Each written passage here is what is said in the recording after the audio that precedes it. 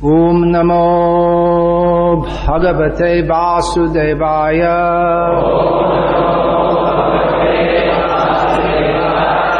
Om Namo Bhagavate Vasudevaya.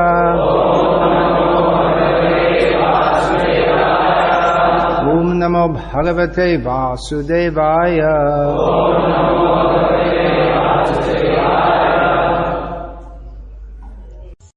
Bhagavatam, Canto 1, Chapter 7, Text 8, Translation and Commentary, by His Divine Grace A.C. Bhaktivedanta Swami Prabhupada. Sasanghitang Bhagavatim Kritvānukramya Chatmajam Shukam adhyapayam asa Nivritti niratang munihi. This Brahma Sutra or Vedanta Sutra is meant for those who are already engaged in self-realization. Srimad Bhagavatam is so made that one becomes at once engaged in the path of self-realization simply by hearing the topics. Although it is especially meant for the Paramahamsas, or those who are totally engaged in self-realization, it works into the depths of the hearts of those who may be worldly men. Worldly men are all engaged in sense gratification, but even such men will find in this Vedic literature a remedial measure for their material diseases. Shukdev Goswami was a liberated soul from the very beginning of his birth, and his father taught him Srimad Bhagavatam. Amongst mundane scholars there is some diversity of opinion as to the date of compilation of Srimad Bhagavatam. It is, however, certain from the text of the Bhagavatam that it was compiled before the disappearance of King Parikshit and after the departure of Lord Krishna. When Maharaj Parikshit was ruling the world as the king of Bharatavarsha, he chastised the personality of Kali. According to revealed scriptures and astrological calculation, the age of Kali is in its 5,000th year. Therefore, Srimad Bhagavatam was compiled not less than 5,000 years ago. Mahabharata was compiled before Srimad Bhagavatam, and the Puranas were compiled before Mahabharata. That is an estimation of the date of compilation of the different Vedic literatures. The synopsis of Srimad Bhagavatam was given before the detailed description under instruction of Narad. Srimad Bhagavatam is the science for following the path of Nivritti Marg. The path of Pravritti Marg was condemned by Narada. That path is the natural inclination for all conditioned souls. The theme of Srimad Bhagavatam is the cure of the materialistic disease of the human being, or stopping completely the pangs of material existence. Here within the Srimad Bhagavatam, within its very text, is Srimad Bhagavatam Mahatmyam or Mahima, glorification of Srimad Bhagavatam with a history of its compilation. The history of its compilation has already been given in the 5th chapter, and in more detail even in other Puranas. This is Sanghita, this word is given here. So Sanghita Bhagavatam. This is Sanghita. Sanghita means that compilation. Prabhupada gives the translation here. The great sage Vyasadeva, after compiling the Srimad Bhagavatam, not just written, but the word compilation means that taking from various sources and giving in this case, giving the Sanghita means to take and give the essence. So Srimad Bhagavatam is a vast work.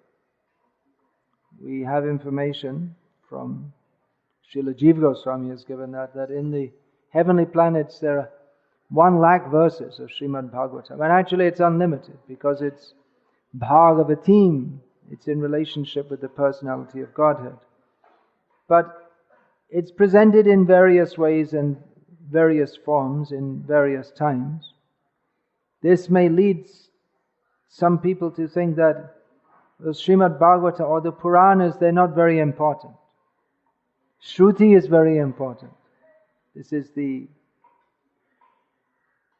claim of some supposed Vedic scholars, that we only accept Shruti, or the original Vedas, that which was passed down by hearing. There's a theory among anthropologists that we can judge the level of civilization by the level of its literature. And literatures that don't... Civilization, that's one of the definitions of civilization, anthropological definitions, that they must have writing. Without writing, it can't really be called the civilization. Otherwise they're just cavemen or Stone Age. And hieroglyphics is supposed to represent the beginning of civilization. What they don't know is that previously there was a civilization advanced beyond what you can imagine. They didn't write because they had such good brains they could remember everything. Therefore, Shruti Dhar, anyone who is competent to remember what they hear is called Shruti Dhar. You hear and you hold it. But previously the whole civilization was Shruti Dhar. So one would hear from Shruti.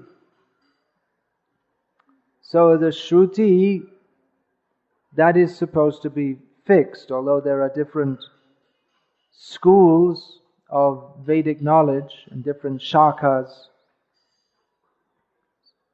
most of which nowadays are completely dead. There's very, very few actual Vedic lines left to still teach the Vedas by recitation and hearing, and even then what they teach is only very limited. There's maybe one Veda, Yajurveda, Madhyandani Shaka, something like this.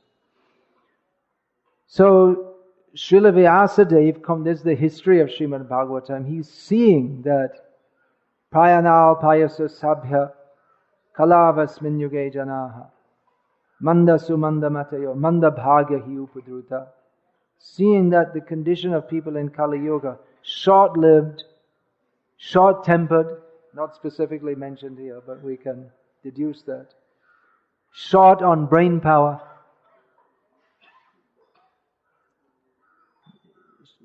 short on brain power means the intelligence, there are different functions. One is dharana shakti, Shruti dhara, means what he hears, he holds it, he remembers it. Otherwise is called smriti shakti, so the ability to remember. So this is much less in Kali Yuga. Then another function of intelligence is to understand, and that's even less. That even if it's written down and you read it, and the tendency to misunderstand is very strong due to manda buddhi, bad intelligence, viparita buddhi, buddhi working in the opposite direction. So in the modern age, the Vedas, more important are the Puranas. Now, some people say, well, the Puranas, they're modern. Previously the Puranas weren't there. And they're not fixed like the Vedas. So they're man-made inventions. There are certain people who claim like this. Arya Samajis, for instance. Dayananda Saraswati, whose name is wholly inappropriate, because what he gave to society, his theories, is not at all Daya. It's more like Krurananda. He's very cruelly misrepresented. And Saraswati means he should be a learned scholar, but he's with proper understanding, but not at all. Maybe some modicum of learning, but his understanding is wholly misunderstanding. So he was the founder of the Arya Samaj, which is not so prominent now, but at the beginning of the 20th, end of the 19th century was influential, and it has contributed its part to the downfall of India. As Srila Bhaktisiddhanta Saraswati Thakur was saying,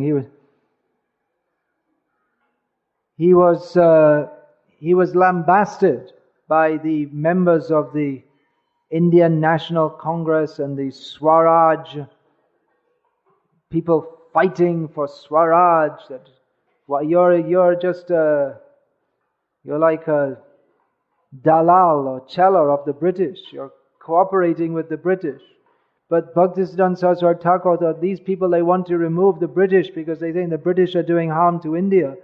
But these people like Gandhi and Vivekananda, they're doing much more harm. Gandhi thought he was the friend of India, but by his malinterpretations of Shastra, he was actually doing far more harm than the British. That was Bhaktisiddhanta Saraswati Thakur's outlook. Of course, they're all doing harm in various ways. So this theory that the Puranas are something modern, no. It's rather they appear in human society at certain times, and at other times they may not be seen, but they're always there. This question was given to Bhaktisiddhanta Saraswati Thakur once. He was in Shillong during the rainy season, and that's Meghalaya. Now it's called Meghalaya. That time it was Assam, part of Assam. So Meghalaya, you can understand from the name, there's a lot of rain there. When it rains, and heavily. So he was sitting in one man's house, and it was raining outside. So they were just sitting they were prisoners practically. So they were talking. And outside there was a running track for horses. So this man, he put the question that, well, the Puranas, they're not eternal. He said, yes, they're eternal, but it's like this. If you see a horse running past your window, would you think that just as it comes past your window, it comes into existence, and then again when it goes past, it ceases to exist? No. That you don't see it doesn't mean that it doesn't exist. This is the kind of conclusion that one comes to when one thinks oneself as the center of the universe. So the Puranas, they are eternal, and they are required because Purana means that which is very old, and it also means Purayate. Purayate iti Purana. That which makes complete, that is Purana. So what is implicit in the Vedas is explicit in the Puranas, especially Bhagavad Purana. Implicit in the Vedas means Trividya Veda. Trividya, what is that? Triguna Vishaya Veda. The Vedas, they mostly deal with the three modes of material nature, but Srimad Bhagavatam is Sasanghitam Bhagavatim, is concerned directly with the Supreme Personality of Godhead. And it may take different forms. It may be presented somewhat differently in different times and places, but the subject matter, the essence, is always Sarvaveteti Hasanam Saram Saram Udahritam. the very essence of all the Vedas, even though it may take different forms. Even Bhagavad-gita, that Krishna, he spoke Bhagavad-gita to Vivasvan. So when he spoke to Vivasvan, the form of the verses were presumably, many of the verses, the form of them would have been different to that spoken to Arjuna. Presumably, he didn't tell Vivasvan, Ma manusmara yudhya cha, because it was a different circumstance. He didn't tell Vivasvan to fight. And Vivasvan said, why are you telling me to fight? Well, I'm speaking the Bhagavad-gita. Or matah parataram nanyat kinchidasti. He certainly said this to Vivasvan, but the next word, Dhananjay, presumably he didn't say that, because that is a specific address for Arjuna. So when Krishna says, Imam Vivasvate Yogam Proktavanaham Avyam Vivasvan, I spoke this to Vivasvan, then presumably the form of the verses in which he spoke, many of them may have been different. Some may have been the same also. Najayate mriyate va kadachin nayang bhutva. Such verses which parallel the Upanishadic verses. Presumably they may have been the same, or they may have been a little bit different, as this Najayate mriyate verse also appears slightly differently in the Upanishads. But the message is going to be the same. That's why one requires to be saragrahi, one who's expert in accepting the essence.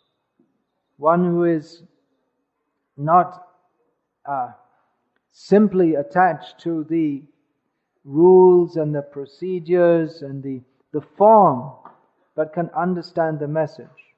This is described about Parikshit Maharaj. He was someone who could understand the essence. So therefore he was a fit candidate to hear from Shukdev Goswami. So this Srimad Bhagavatam is a samhita, is a compilation. Compilation means to take, compilation can mean different things. It means to take from one source or various sources and reassort it in a manner that is suitable for those it is intended for. So we have Brahma Samhita, which is a compilation, which is actually the essence of what we have, the 5th chapter of Brahma Samhita. We don't know what's in the other chapters, but the 5th chapter is the essence of the Srimad Bhagavatam. Brahma Samhita means it's a compilation on the subject matter of Brahma, this absolute truth, or the Vedas. This is the essence of all the Vedas. And Srimad Bhagavatam is an exposition of the Brahma Sutra. So, this Srimad Bhagavatam was made anukramya, by correction and repetition, by Vyasadeva. It is a compilation, and on the basis of that, so many other compilations have come up. Bhaktivinoda Thakur made his Bhagavat Arka Marichimala, sorting out the subject matters of Srimad Bhagavatam into various categories. And Jiva Goswami's Sandarbhas, they are compilations and expositions of the subject matter of Srimad Bhagavatam. So the knowledge is the same, but it may be presented in various forms, in various times, Deshkal Patra, various times, various receivers, various circumstances. But this Srimad Bhagavatam, it is the essence of all the Vedic literatures, and although that may be presented in Although the essence of all the Vedic literatures may be presented in various ways and at various times, this Srimad Bhagavatam is the most authoritative Shastra for those who are Sarabritam or Saragrahi, those who are essence seekers. They will appreciate Srimad Bhagavatam because it is Dharma Projata Kaitava Atra. It is rejecting all that is superficial. It is meant for Paramo Nirmat Saranam Satam, great elevated persons, non-envious. It is Vedyam Vastavam. It is the actual message of the Vedas. In all the Vedas, this suggests Vedyam Vastava. Vedyam Vastava suggests that whatever else is in the Vedas, it's not really the Veda at all. Or it's not whatever else is in the Vedas, it's not explicitly stated as it is in Srimad Bhagavatam. So after reading through all the Vedas, if one doesn't come to the understanding, doesn't come to the conclusion of Srimad Bhagavatam, then he's missed the point. So one has all of Vyasadev's contribution, one has to come to Srimad Bhagavatam. Therefore it is the most important of all books. Actually, there's one more, even more important, which is Sri Chaitanya Charitamrita. But they're non-different. Sri Chaitanya Charitamrita is also based on Srimad Bhagavatam. You'll find it's quoted again. And what again in Srimad Bhagavatam, explicitly the subject matter is given. Om Namo Bhagavate Vasudevaya Satyam Param Dhimahi Krishnastu Bhagavan Swayam. It's explicitly given. The Param Satya.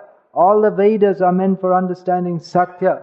Whatever else is not in the Veda is Mithya. But Satyam Param, that is Krishna. That is very clearly stated in Srimad Bhagavatam. But there is one secret, even more in Srimad Bhagavatam, which is not explicitly stated, which only Chaitanya Mahaprabhu revealed. Anarpita Chiring Chirat Karunyavata. Out of His mercy, He has appeared in Kali Yuga and revealed that which even Vyasadeva directly did not reveal.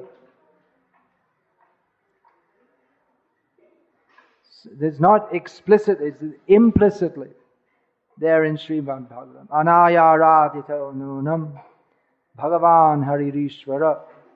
The actual subject of Srimad Bhagavatam is Krishna, yes, but Krishna, He is subordinate to the love of Srimati Radharani, not explicitly stated, implicitly. You may say, "Oh, there's only that word there, and it's not very clear. It doesn't seem to be like that." How can you say actual subject matter of Bhagavatam is not just Krishna? And there is no just Krishna. There is Radha Krishna. So Prabhupada gave the example, Shah Jahan. One dramatist had written one drama called Shah Jahan, in which Shah Jahan hardly appears in the book. He's arrested by Aurangzeb, stuck in prison, and all the rest of the book is about all the rest of the drama is about Aurangzeb. So why you call Shah Jahan? Why didn't you call Aurangzeb? He said, because the whole point to be understood, how this Aurangzeb, he's such a rascal and doing this and doing that, and Shah Jahan is simply sitting in prison and lamenting that why did I give birth to this rascal? So the author can understand. Prabhupada gave this example, that the author, he can understand. Although in this case, it seems that Shukadev Goswami, he understood even better than Vyas, because Aham vedmi Shuko veti, Vyasa veti, na veti va. Lord Shiva says, I understand, I know. Shukadev Goswami, he knows. Vyasadev, maybe. Maybe he understands what Bhagavatam's all about.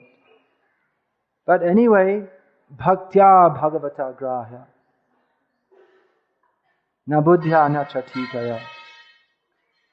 By bhakti, Bhagavatam can be understood. Not by one's intelligence, not by studying many commentaries, but one who is blessed by Shukadev Goswami.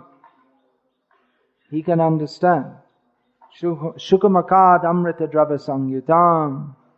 This which Vyasadeva gave has this ripened fruit. Galitam phalam.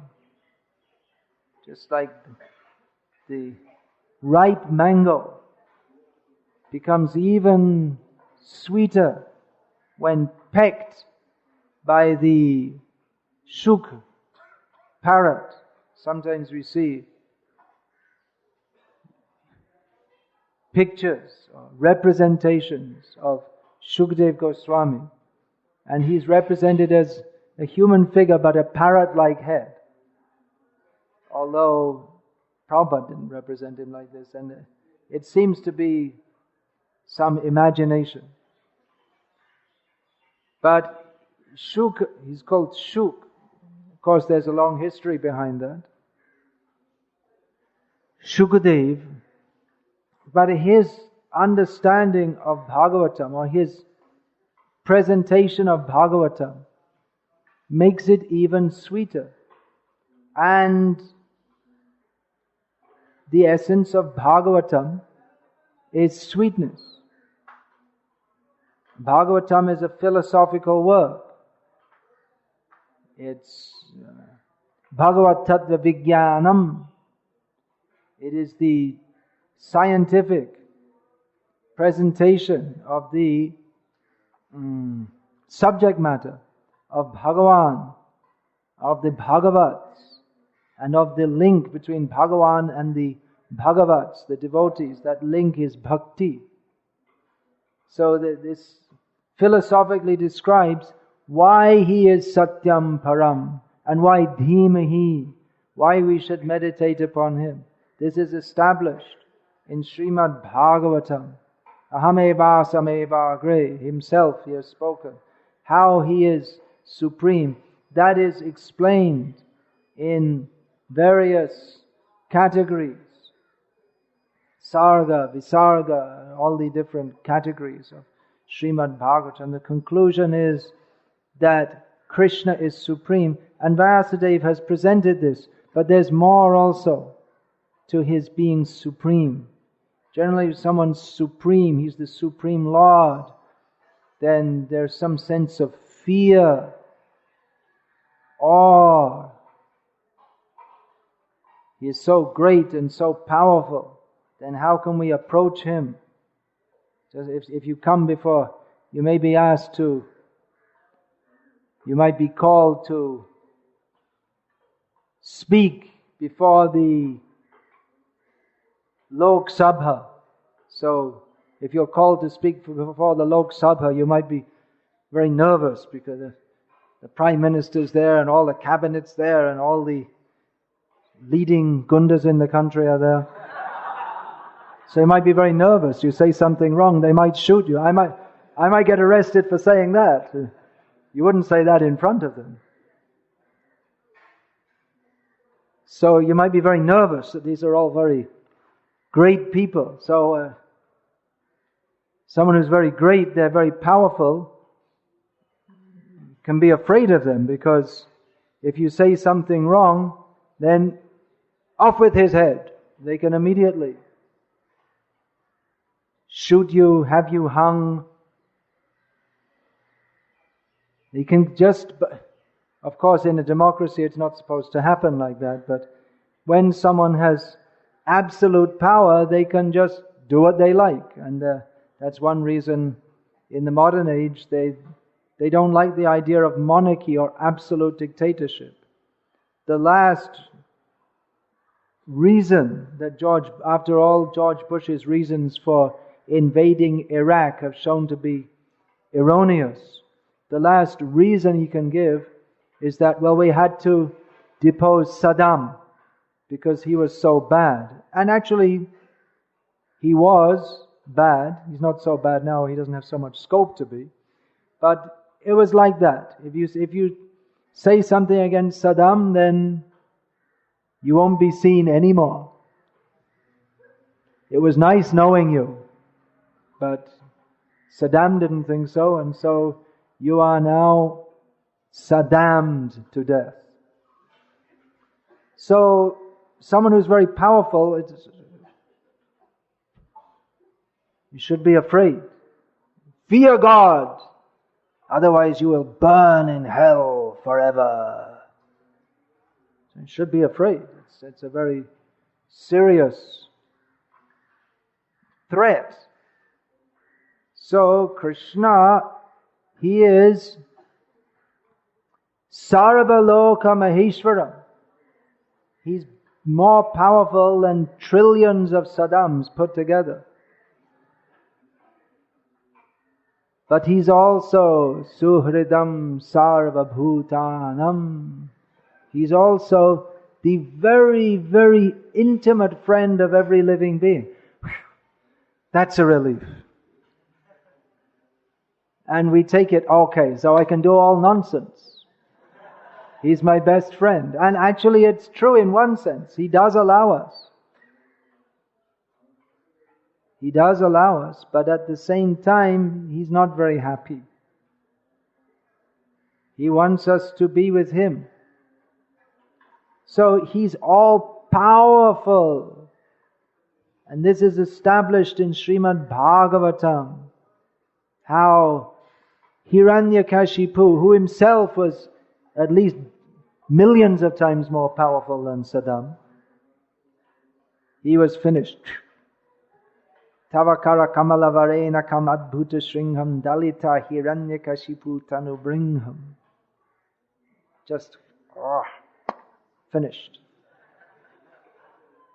Big Hiranyakashipu became a big bloody mess on the lap of Nrsimhadev. So the power of the Supreme is presented in Sri. He is the Supreme. Out of fear of Him the wind blows. Out of fear of Him the planets move. But there's more to it also. For those who are rasagraha, who can accept the rasa, then more important than Nrsimhadev's fury, kopa, that word is used.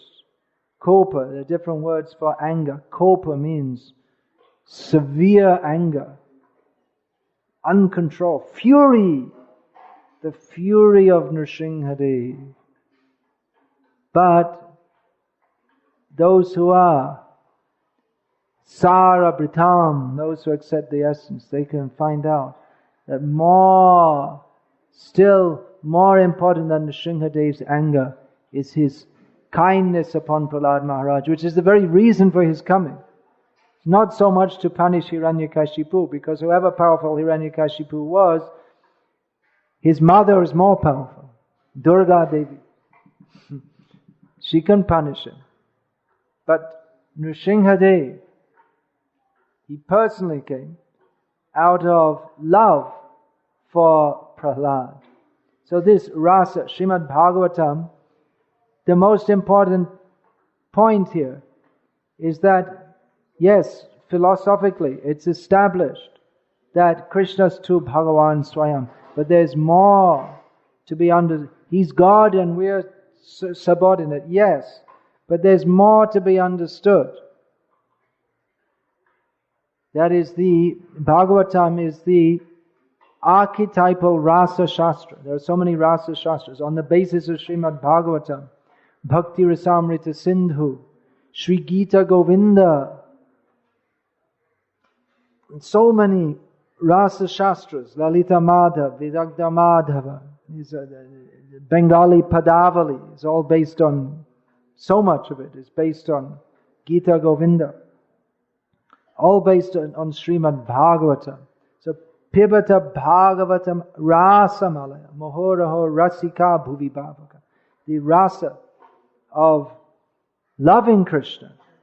And love not out of, that's fear and love, they don't come together. The fear in love means one can be fearful of separation from the lover. But as much as there is fear, that much there cannot be love. And as much as there is love, there cannot be fear. So these love, if you love a person, you don't fear them. You have love, the base of love is trust. Trust that they are suhrit, they are a well-wisher. Not just well-wisher, mitra we can say. But suhrit means that, well, Krishna himself is right. Sadhavo hridayo mahyang sadhunang hridayang tvaham maranyatena jananti nahang tebhyo managapi. That the sadhus, the devotees, they are my heart. You want to know what's in my heart? Krishna says, my devotees. And I'm in their heart. Why? Because they know nothing but me. And I know nothing but them. So, Krishna is the heart-to-heart friend of every living being. Every jiva is Krishna conscious by nature. We cannot convert anyone to bhakti because it is the very nature of the jiva. We know what we're saying. Some people may say, well, you go to some temple and we mlechas, we have to, in some place you have to sign that I am a converted Hindu. So, alright, you can go in the temple. I ask, what's the proof that you are a Hindu? And you got tilak and japamala and kanti mala. And, what proof do you want? Where's your certificate? This is certificate. But you have to sign, I am a converted Hindu. Okay, you can go. But you cannot convert someone to Krishna consciousness because the jiva is by nature Krishna conscious. There's no question of conversion. We are not engaged in converting anyone from Shakta or Ganapatya or just generic Hindu to bhakti. Because the jiva is by nature a bhakta. A bhakta, not an abhakta. That is his perverted nature. He thinks Jiva Swarup Krishna Das Nahi. That is the perverted thinking of the jiva.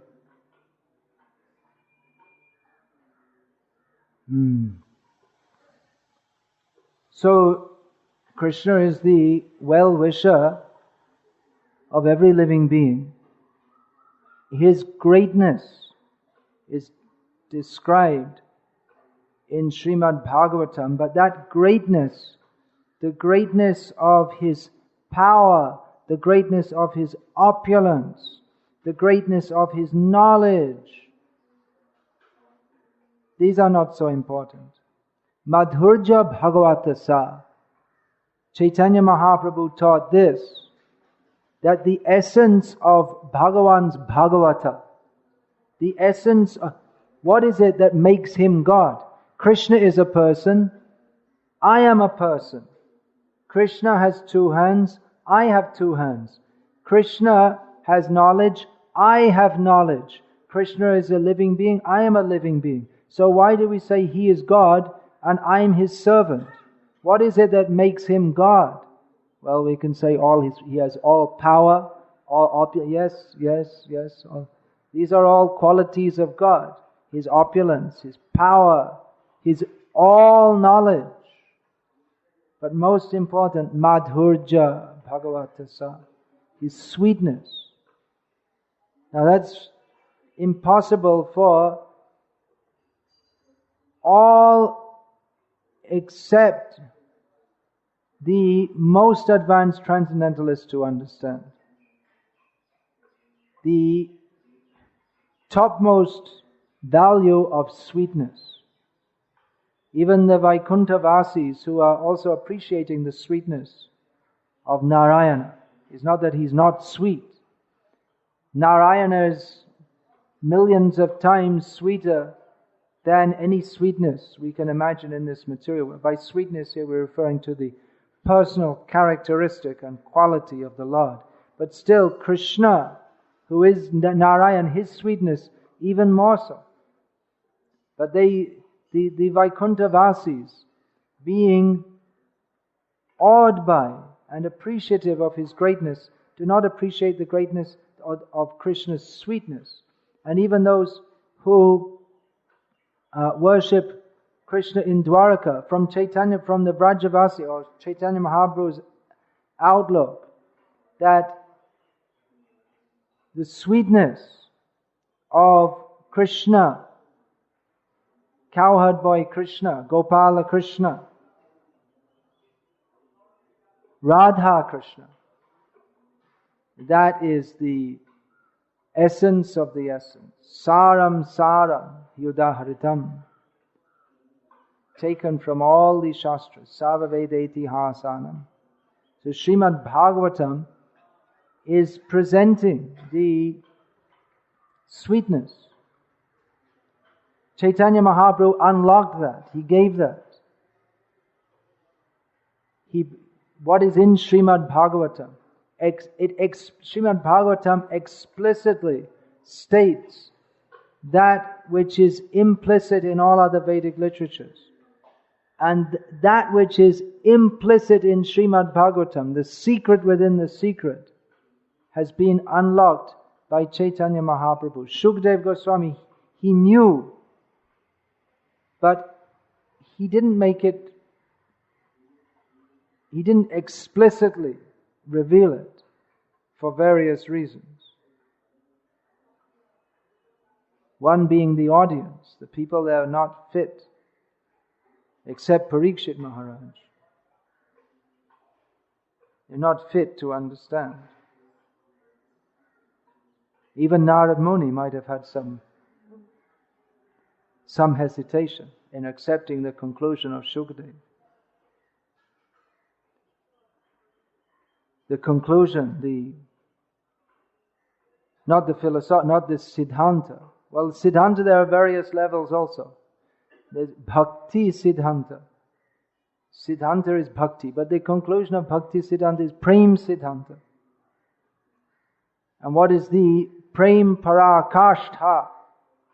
The ultimate limit of Prem, that Chaitanya Mahaprabhu has revealed. So Vyasa Vedi na Vetiva, does he know or doesn't he? He should know. Otherwise, how could he have compiled this? But again, he presented Srimad Bhagavatam in a manner out of his mercy that's stated here in these previous verses. Lokasya janato vidvans chakre sadvata sanghita. Out of mercy for the conditioned souls who don't know that Bhakti Yoga, to Adhoksaja, the transcendent Lord, this is the means. Shoka, Moha, Bhayavaha, this Shravanadi Bhakti, beginning with hearing. Hearing specifically means Srimad Bhagavatam. By hearing Bhakti Yoga, Bhakti is Kirtanakya, that is known as Kirtan. Kirtan is Bhakti. But the Kirtan and Shravan, they are inseparable. So this Shravan of Srimad Bhagavatam, that is the beginning and the essence and the basis of that bhakti which will destroy all shoka, lamentation, moha, illusion, and fear. So Vyasadeva has given that when Shukdev Goswami left home. He left home. 16 years in the womb, Vyasadeva asked Krishna that you please say something to him. He's just staying in the womb because he is, it states here, nivritti niratam munihi. He's engaged in self-realization. Here the word is given, self-realization. The Sanskrit term is nivritti or more. There are various terms that can be given. Sadhana, bhajan, various terms. Nivritti, this specific term is used. Negation of the, well, vritti means, how we say in English, occupation, tendency. So nivritti means to come out of the tendency to enjoy this material world. And pravritti means the tendency, generally used, this term means, when we say nivritti, pravritti means to slacken or to come out of the tendency to enjoy this material world. And pravritti means the tendency to enjoy this material world. But then again, there's another pravritti, anartha nivritti. When we slacken or come out of our anarthas, then we have to come to artha pravritti.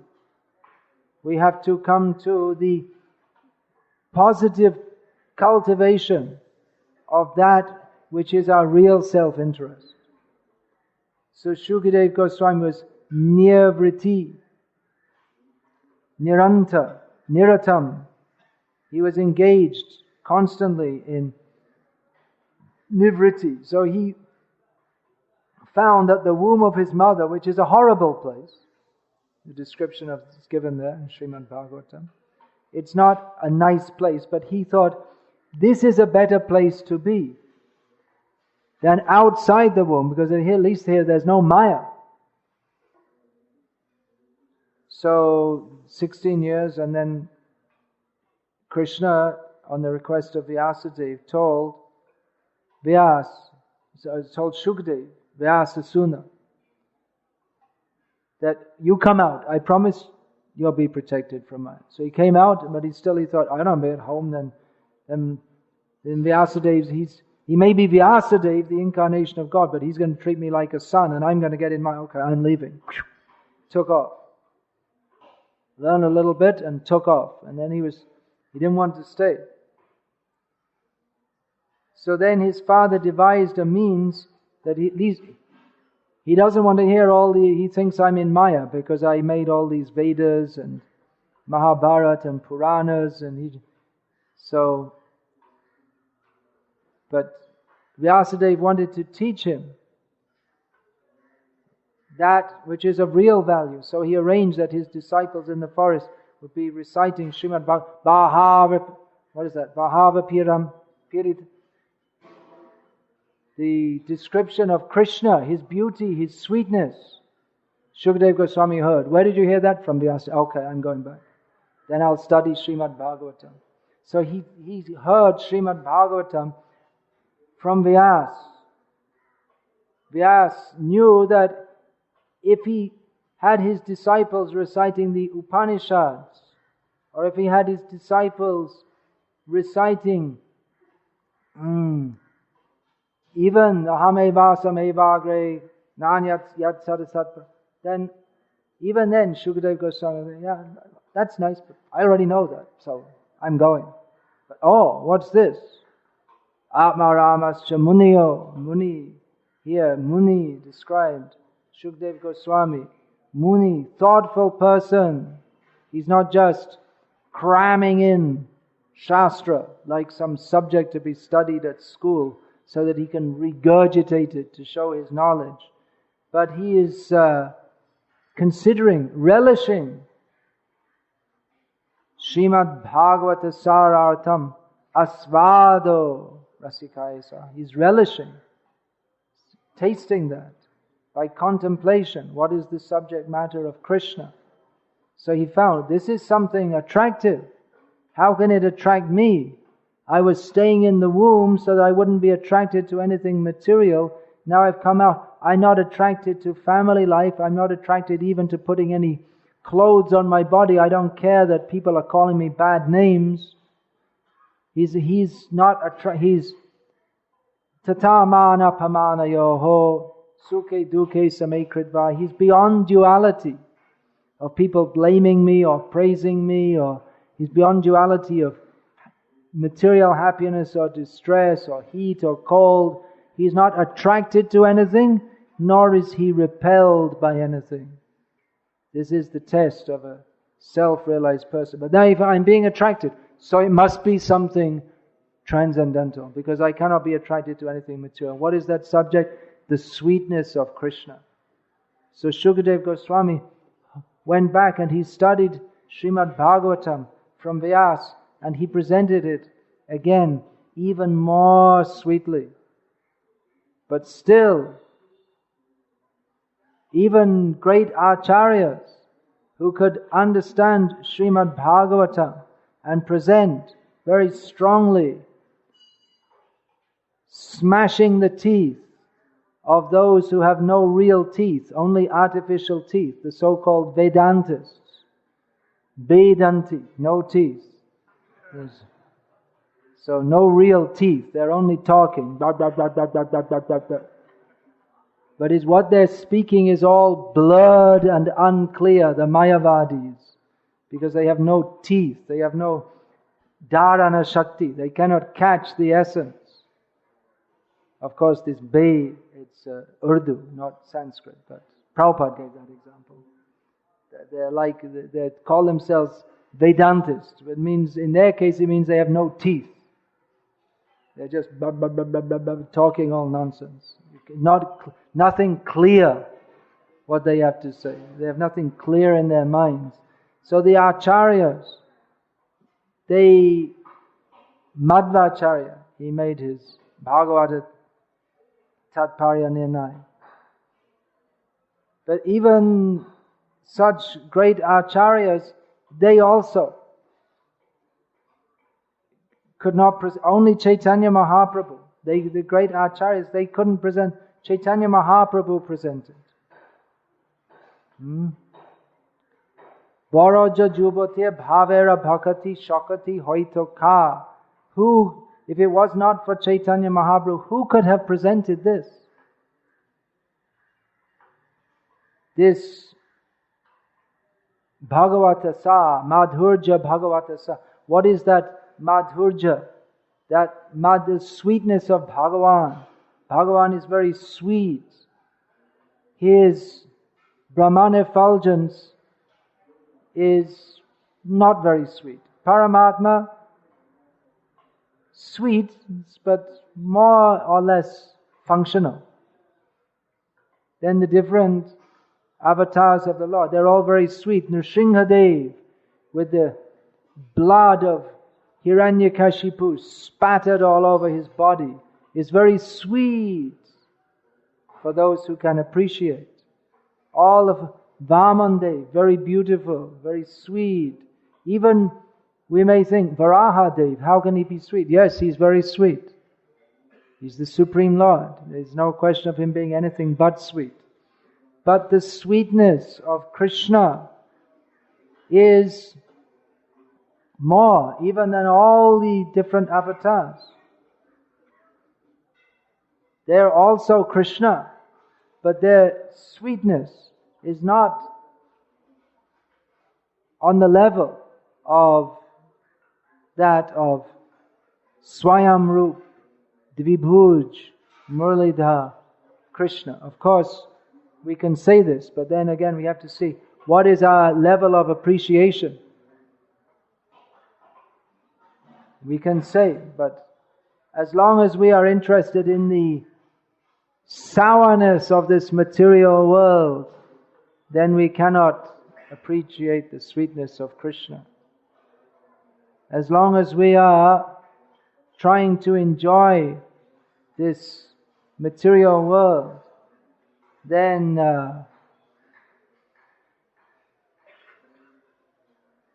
we cannot enjoy, although the devotee doesn't try to enjoy, but by the grace of Krishna he does enjoy Bhakti Sukh. But that Bhakti Sukh, that cannot be experienced as long as we are haunted by the ghosts, the witches of material desires. Bhukti Mukti, Spriha Yavat Pishachi, Hridi Vartate, Tavat Bhakti Sukhasyatra, Katam Abhyudayo Bhavet. As long as we are desiring material enjoyment or liberation from material enjoyment, then where is the question of enjoying the happiness of pure devotional service? So those who are Sarabritam, they can appreciate how Chaitanya Mahaprabhu has given what is actually the Vedyam Vastavam Atra Vastu. What is that? Vastu, which is the Vedyam Vastavam. Atra, it's this Srimad Bhagavatam. But who will find that? Who is blessed with the mercy of Chaitanya Mahaprabhu? So this Srimad Bhagavatam, the Mahima is here. There's another book, it's a book within a book, Srimad Bhagavatam Mahatmyam. I believe that appears in Padma Purana. But our Vaishnava Acharyas, they don't give much importance to this. Just like there's another book, the Bhagavad-gita Mahatmyam, or Ekadashi Mahatmya, we don't give much importance. These Mahatmyas which are given are for the materialistic people, to try to get them to give some attention. If you follow this Ekadashi, Putrada Ekadashi, you'll get a son. And if you follow this Ekadashi, you can go to the moon. Devotees, they perform Ekadashi, Vrata, because Harivasa, this day is especially dear to Krishna. Madhavatiti, Bhakti Janani, Jatane Palana Kari. Because this day is very dear to Krishna, therefore devotees observe Ekadashi Vrata. So similarly, the Bhagavad-gita Mahatmyam, that is there in Bhagavad-gita itself. Sanjay, who studies this with his intelligence, he worships me with his intelligence. So there, in Srimad Bhagavatam here, in various places in Bhagavatam, the Mahatmya of Srimad, the actual Mahatmya, not that nothing material is being offered. That by hearing Shoka Moha Bhaktirutpadyate Pungsa, one's bhakti for adhoksaja, this will arise. Srimad Bhagavatam Puranam Amalam Yad Vaishnavanam Priyam. It's very dear to the Vaishnavas. Because there's no dharma, artha, kama, moksha. Yasmin paramahamsyam ekam amalam jnanam param giyate. This possesses the knowledge. This is the knowledge given by and appreciated by Paramahamsas.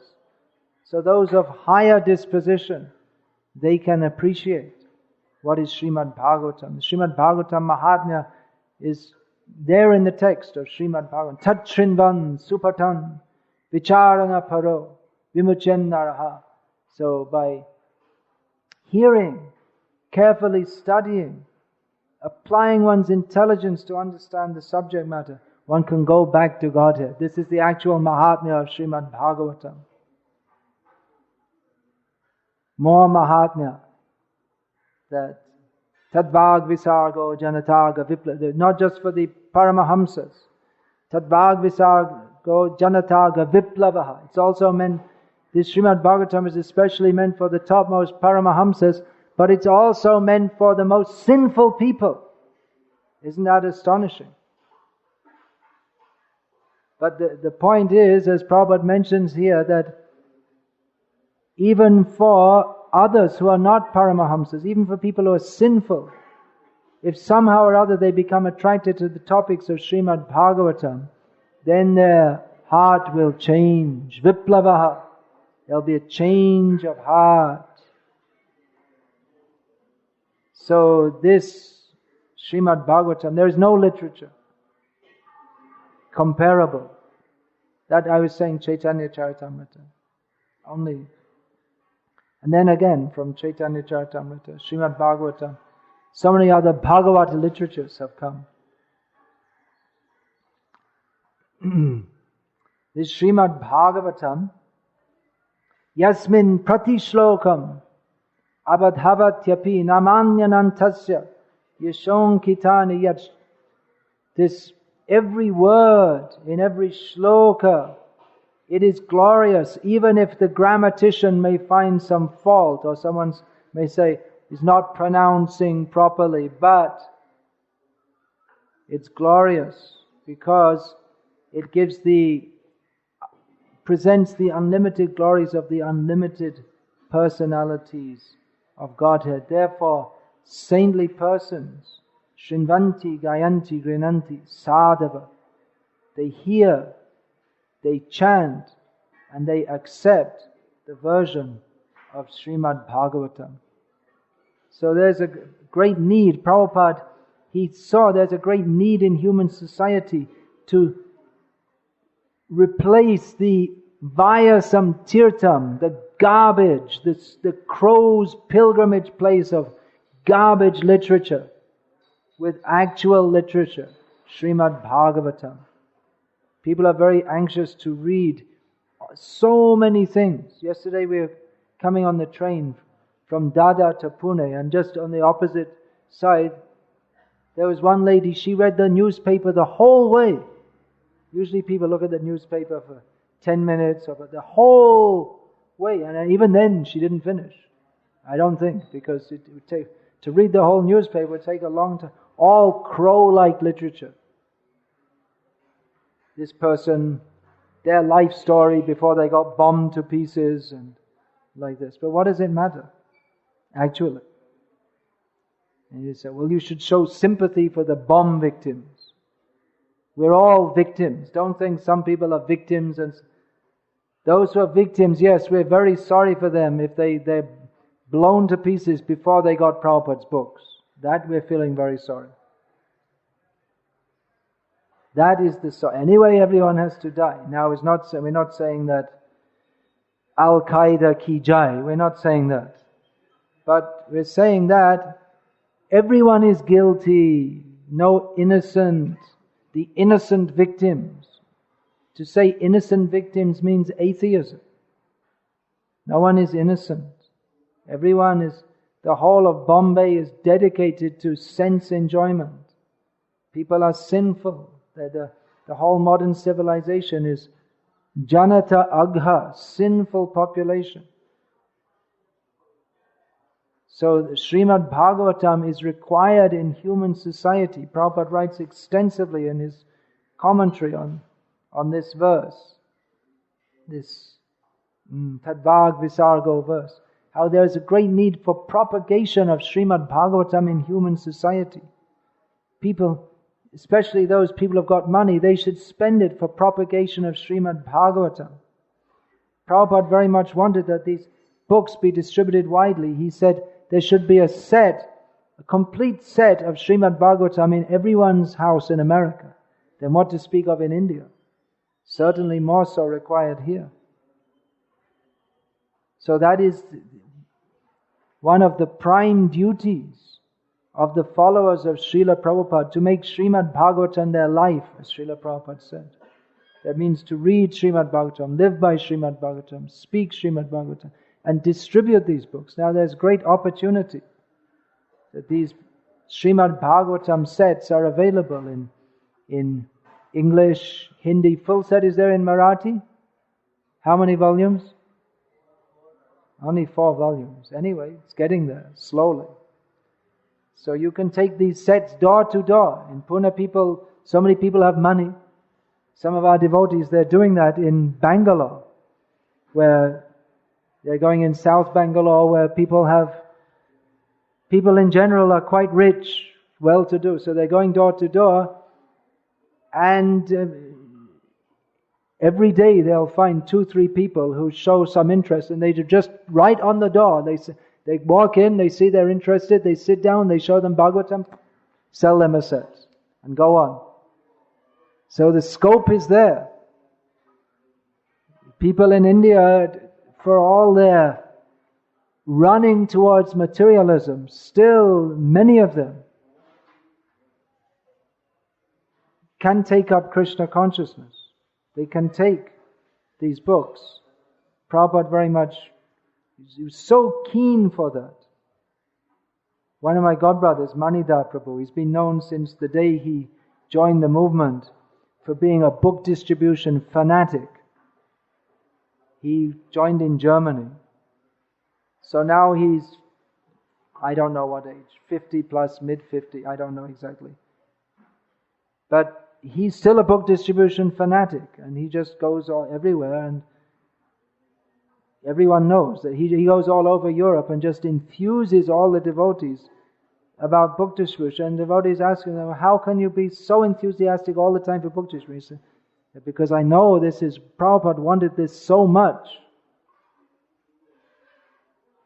So this book distribution, there's no doubt that Prabhupada emphasized this more than any other program. And the scope here in India is tremendous, because people here, unlike any other country in the world, have an interest in Krishna consciousness. Of course, there are Indians in other parts of the world, or Hindus. We find the Bangladeshi Hindus are interested in Prabhupada's books. Or maybe, I'm sure, in Fiji and different places. And there are people in the West who are interested. It seems that gradually, as Prabhupada said, people are hankering after these books. So it seems that gradually people are developing some interest in these books. But still there's a lot of difference between distributing the books in the West and in India. Who's distributed books in the West? Anyone? No, he didn't. Only in the west of India, but not in the Western world. It's a lot more difficult. When you see the book distribution scores, we see that Indian temples on top, but really it's different in the Western countries. People don't want. People in general, they're walking along, they have no interest to pull $10, $20 out to buy a book, which to them, all this funny writing and on topics which they're not interested. But somehow by spiritual potency, devotees are distributing these books.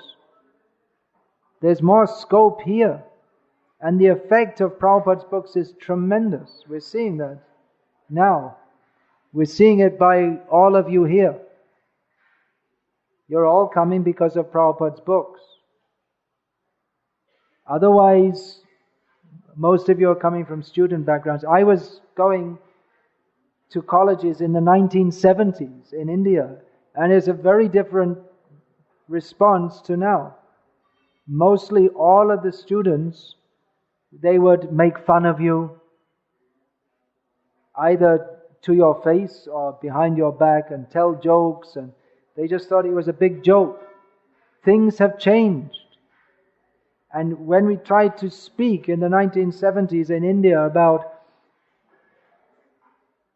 Bhagavan is a person, no, everyone would reject it. Complete Mayavad, like a big thick wall of Mayavad. Still we meet some people like that, but it was everyone. We'd find a rare Vaishnava who was, of course there were many Vaishnavas, but most of them were Mayavadis too. If you speak with them just for 2-3 minutes, you'll find that they're actually Mayavadis also. But things have changed in India, and I would put it, the fact that Shuddha Bhakti can be preached in India today, I put down mostly to the distribution of Prabhupada's Bhagavad-gita as it is. Widespread distribution. Not nearly widespread enough, but still it's pretty widespread. Just like I was saying in Bangalore, Bhagavad-gita as it is. We take it, practically every home's got. And still they take. So why don't you take another one? Okay. Still they take. In all the states, wherever you go, in Maharashtra, in Gujarat, the book people mostly want is Bhagavad-gita. Sometimes devotees used to ask me, why don't you write a book against Mayavad? It's already there, Bhagavad-gita as it is. Krishna himself is speaking so strongly, and Prabhupada brings it. Krishna is saying, I am the Supreme Personality of Godhead, and Prabhupada is saying, Krishna is the Supreme Personality of Godhead, you fools, you rascals, you demons who don't accept. Very strongly establishing Krishna is the Supreme Personality of Godhead in various ways throughout his books, straightforward, clear. These books need to be distributed. That's a great duty of us as followers of Srila Prabhupada, to see. We should consider it our duty, at least as duty. Yesterday the question came up of compassion.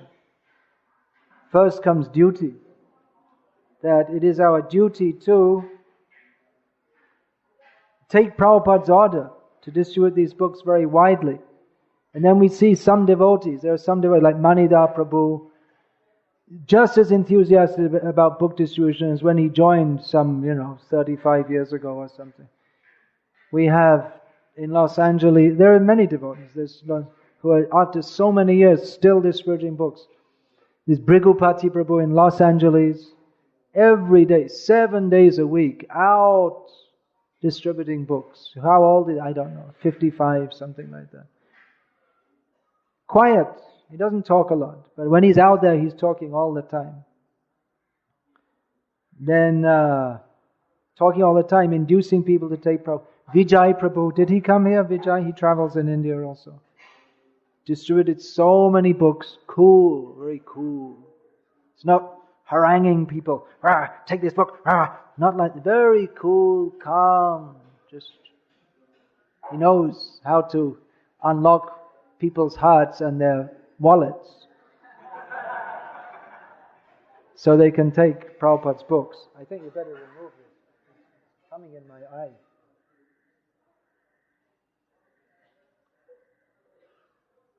Then there's so many devotees, many not even known. There's one devotee in Denver, Colorado, Nidra Devi Dasi. Every day for how many years? It's before most of you were even born. Before that time, she was out every day distributing books, and she's still going on every day. She's out distributing Prabhupada's books. So how is it they're able to go on? Then you see compassion. Beyond duty. Duty, the concept of duty comes, I'm doing it because I have to, but I don't really want to. But compassion means someone who's going on and on and on, preaching like this, distributing Prabhupada's books. Even you see, you become a sannyasi and people say, Jai Maharaj. There could be some element of personal gratification. Book distributor going out in the cold, in the rain, in the snow, in the rainy season, in India, in the heat, year after year after year. It's not a prestige service. It used to be in ISKCON, but nowadays not so much. But devotees who do that, we can understand that they're really on the platform of not interested in personal not being praised, but they have compassion that we want people should take these books. Persons who are nashta drisha, who have lost their vision due to the darkness of ignorance in this age of Kali, they shall get light specifically from the Srimad Bhagavatam. So there's tremendous opportunity here in India to distribute sets, either full sets of Bhagavatam, or we can take sets of small books. In Madurai they're doing that. They have 1 year programs. 1 year they smothered the whole area in Bhagavad-gita, and then they have now this year they're doing one set of small books, 100 rupees. And they're, okay, take it. So people get like 12 small books all at once. So they're making plans that the people, there is some interest here. People have, and if they get Prabhupada's books, that will prepare them or give them the opportunity for coming directly in contact with the highest truth given by the highest devotee who so much wanted that these books be widely distributed. So there's no book comparable to Srimad Bhagavatam, and there's no devotee comparable to Srila Prabhupada. And it is the desire of Srila Prabhupada that his followers distribute these books, especially Srimad Bhagavatam, very widely. This is the parampara coming down. Vyasadeva, Shukdev, so many acharyas wrote commentaries on the Bhagavatam, and Prabhupada gave the essence of it all in a manner suitable for the modern man. That kalo nashta drishamesha puranako denoditaha. Persons who have lost their vision due to the dense darkness in this age of Kali shall get light from this Bhagavat Purana. Janataga viplavaha. This Srimad Bhagavatam is meant for making a revolution in the misdirected lives of a sinful population. So let us endeavor like that. Everyone should endeavor to spread this Bhagavat philosophy. And this distribution of Prabhupada's books, it's a joint effort. Everyone has their part to play. Everyone can do. 1 book, 2 books a day, 100 books, 200 books a day, 1,000 books, 2,000 books a day. Some devotees have done. Even in the Western countries, some devotees, here you can go to some factory owner and sell 5,000 books a day. But in the Western countries, to distribute, some devotees they were doing on the streets, approaching one person after another and distributing more than 1,000 books in a day, big books. They would sell sets on the street, empowered devotees. So some devotees are selling hundreds and thousands, some are selling 1 or 2, but it all adds up. And I wanted to speak about this actually, it just came up today, the subject matter of Bhagavatam, because I'm seeing that even though in India we're distributing so many books, we don't have as many Sankirtan parties as we used to. It seems that we've become kind of complacent here in India, that we think, well, we've distributed so many books. We don't have so many parties going out. We don't have so much emphasis as we used to have.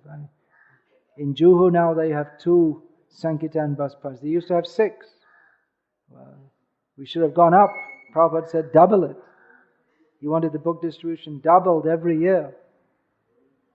Even when Prabhupada was passing away, devotees were begging him, please stay. Prabhupada said, you double the book distribution I'll stay as long as you go on increasing the book distribution. That was his condition. But anyway, Krishna decided he wanted to take Prabhupada. But Prabhupada said, I will live forever in my books. When Prabhupada was asked, what will happen to this room when you die? Prabhupada said, I will never die.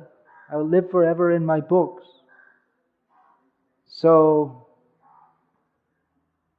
this point I was considering, I should start to emphasize this, because it seems that in India we're becoming a little complacent about this point. We're not putting so much emphasis on the book distribution as we used to, but it's something that has to be constantly pressed, because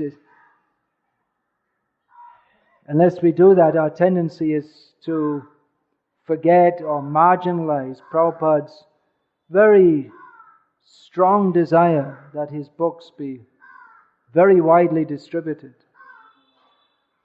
Hare Krishna. I'm finishing here. If there's any question, you could ask. Anyone can ask. That's a long... Traditional followers of the Vedas, they allege ISKCON that you say that you... They what? They allege. Yeah. They accuse that, you say that you are following the Vedic literature, but you don't publish or distribute any of the Vedas. They're not available in India. No, because we have Srimad Bhagavatam, which is Sarva Vedeti Hasanam Saram Saram Hi Udaharitam, which is more important for this Kali Yuga, which that you give them Jiva Goswami's Tattva Sandarbha, he's established this point. You still have some actual Vedic scholars here in Pune. It's a traditional center, actually all over India, there used to be so many Brahmana meant Pandit, and then there were some traditional centers of learning. Navadvip was one, Varanasi was another, Kanchi. Still there are some. In Sri Rangam there's a Vedic Pathshala, Sri Vaishnav, Rigvedi. There are here and there, you'll find. And Pune, I don't think it's a traditional center because it's a modern city, isn't it? It's only come up in the last, 100 years or so, this city? Is it an ancient city? I don't think so. How old is this city? Does anyone know? No one knows. Actually, at the time... But at least since the time of... Since the time of Shivaji, it's been an important city. Then probably from that time it was a center of... that's quite some time ago. It's been a center of Vedic... What about this Lokmanya Tilak? Where was he from? He was from here. That's their Vedic learning. Hare Krishna. Of course, they might reject the Bhagavad-gita also. Maharaj, the idea that Smritis are not a part of the Vedic literature. Sorry? The idea that Smritis are not a part of the Vedic literature. This was said by Shankaracharya also before, or it was Arya Samaj only who started it? Shankaracharya, no. I don't believe he was the one who started that.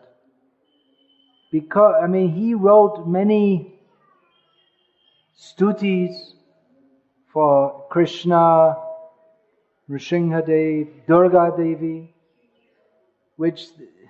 that's one of the claims of the Vedic scholars, that all of this is coming from the Puranas, the whole Bhakti cult and cult of the even worship of demigods. But Shankaracharya, he wrote so many stutis, so I don't know where. Even you see like this Arya Samaji, they're against the deity worship. But then Shankaracharya, that's one of his contributions, you could say, was establishing or re-establishing deity worship. So it may be that definitely the the orthodox followers of Shankaracharya, that means like especially the two Shankaracharyas in South India, one of whom the Sringeri doesn't recognize Kanchi as being actually, because the Kanchi Pitam, that wasn't started by Shankaracharya himself, although it's respected in Tamil Nadu especially. But definitely they emphasize on Veda more. They don't put any emphasis on Puranas. But whether they actually reject Smriti, I'm not sure. Again, Shankaracharya himself commented on Gita, which is considered part of the Smriti. Or then again it may be considered part of the Shruti because Yaswayam Padmanabhasya Mukha Padmad Vinisritam. But generally it's considered because it's part of the Mahabharata, it's part of the Smriti. Although it's clear that Vyasadeva compiled Mahabharata, so if you're going to blame Vyasadeva, then he's accepted as the compiler, he's Veda Vyas. So he's also Mahabharata Vyas and Purana Vyas. Although they'll say that this idea of Bopadev, some Bopadev making the Puranas, I believe this was first propagated by Dayananda Saraswati, not by Shankaracharya.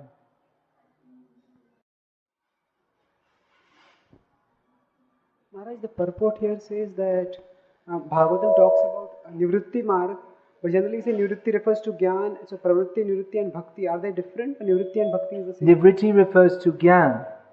That was my understanding because... Well, it's a broad term. As I said, Nivritti, it basically means negation. Yeah.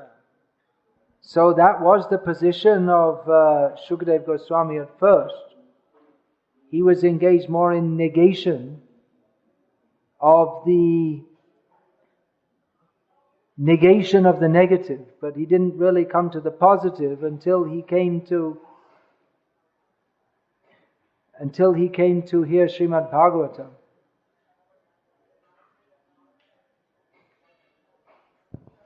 This is the point. Shukam adhyapayamasa nivritti niratang munihi. He was already engaged in self-realization, but then he heard from, and that will be discussed in the next few verses, that Shonak Rishi says, then he asks Sutta Goswami that then why, the verse, in the next verse, the word comes, Atmarama, Savai Nivritti Nirata. You said he's Nivritti Nirata. He's engaged in Nivritti. Savatro Pekshako Munihi. He's in all respects, he's detached. That's my translation. Yeah, that's what's given in the Sanskrit also. So why did he undertake such a big study, this big Srimad Bhagavatam? He's already detached from everything. Then why did he get himself engaged in this if he's already Atmaramaha? So what's